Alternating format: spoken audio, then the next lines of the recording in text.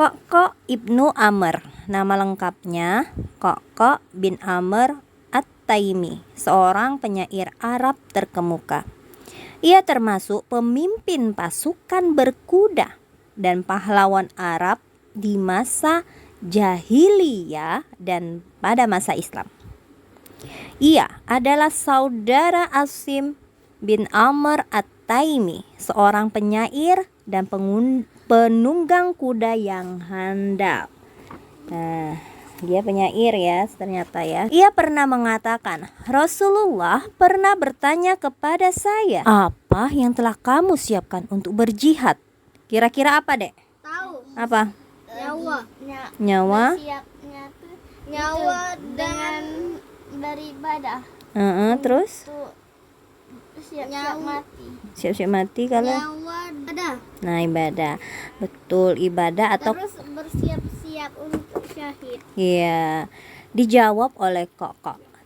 Taat kepada Allah dan Rasulnya, juga seekor kuda. Ya, maksud itu beribadah itu adalah melakukan apa yang diperintahkan oleh Allah dan Rasul. Kemudian ekor kuda. Yang itu nggak pakai kuda. Ada pasukan yang nggak pakai kuda. Ada kuda, dia kuda, satu ekor kuda. Dia punya kuda.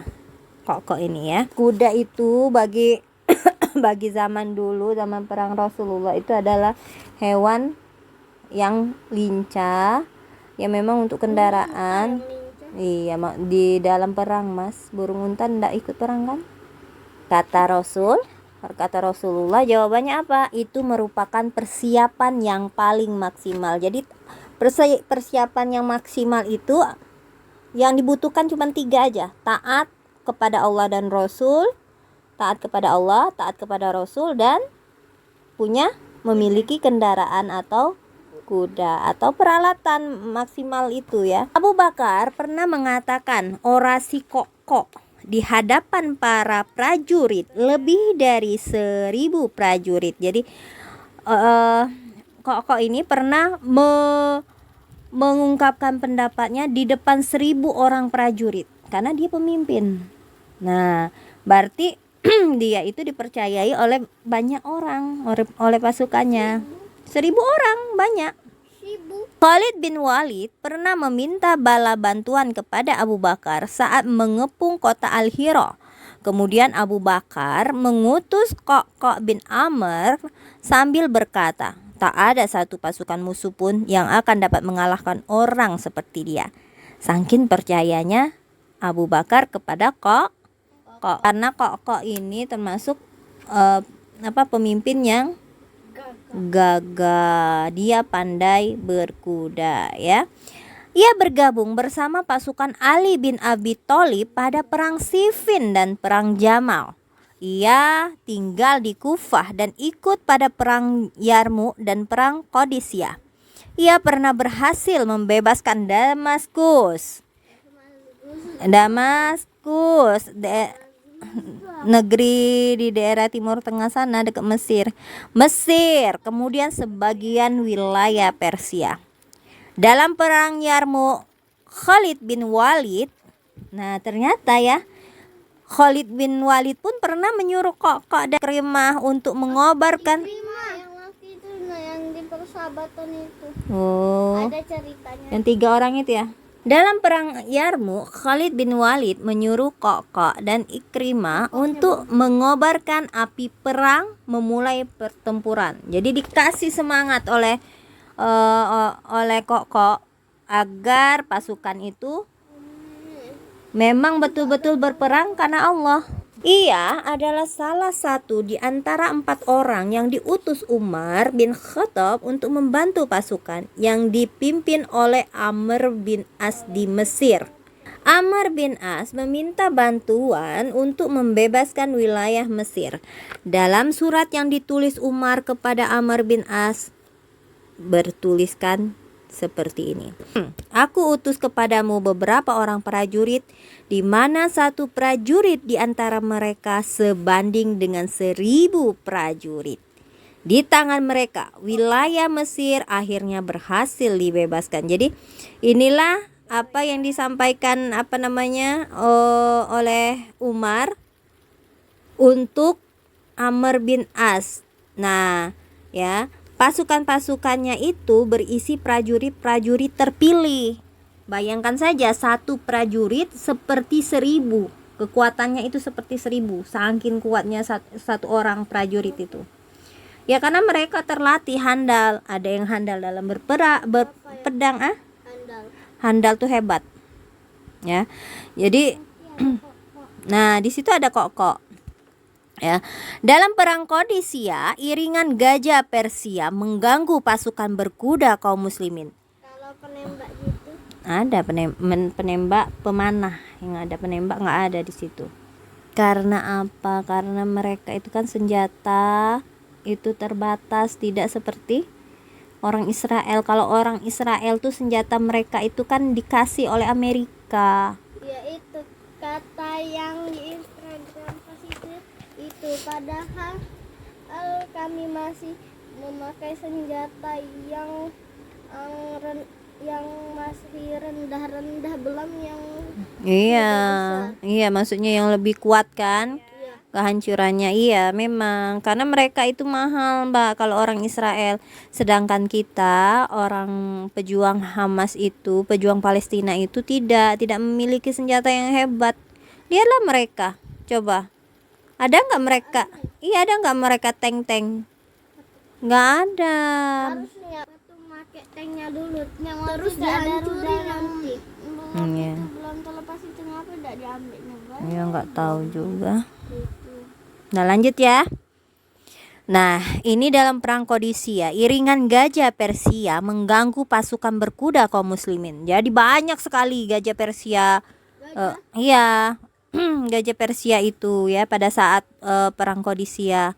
Kuda yang ditunggangi lari ketakutan karena takut pada gajah. Jadi pasukan yang berkuda itu bukan mereka mundur ke belakang, tetapi kudanya yang takut karena gajah tadi ngelihat pasukan gajah. Kemudian kok menyusun taktik untuk menghadapi permasalahan itu. Ia mendatangkan beberapa ekor onta. Jadi dipakailah onta dan menghiasinya dengan kain wool tebal dan kulit. Lalu dipasang bergo sehingga satu ekor unta dapat menutupi satu prajurit dan seekor kuda. Maksudnya penutup ya, kayaknya ya. Jadi kudanya nggak ngelihat siapa? Nggak ngelihat gajah gitu. Jadi ditutup supaya nggak kelihatan kuda dengan gajah tadi. Kan dia takut sama gajah. Onta yang dihiasi itu mirip dengan gajah. Prajurit yang menunggangi onta itu meloncat ke pasukan berkuda musuh. Jadi prajurit yang menunggangi onta meloncat ke pasukan berkuda musuh. Oh gini. Apa? Setelah tadi ya onta, kemudian prajurit dan kuda, lalu ini onta, ini kan pasukan musuh kan, gajah kan. Nah, jadi ini onta Nah, setelah itu supaya nggak kelihatan, jadi maju ke sini. Prajurit tadi make onta, Mbak. Prajurit yang menunggangi onta itu meloncat ke pasukan berkuda musuh. Kuda yang ditunggangi musuh takut terhadap onta yang dihiasi tersebut. Jadi onta musuh sekarang yang takut karena bukan kuda yang musuh yang takut karena onta tadi sudah dihiasi seperti gajah. Pasukan muslim yang lain juga mengikuti taktik yang digunakan Kok dan akhirnya taktik inilah yang menjadi salah satu faktor yang menyebabkan kaum muslimin menjadi menang. Menang. Kan tadi tuh permasalahannya hanya pada gajah karena kuda takut sama gajah. Nah, sekarang onta dijadikannya gajah sehingga pasukan berkuda musuh tadi takut melihat unta yang pura-pura jadi gajah tadi.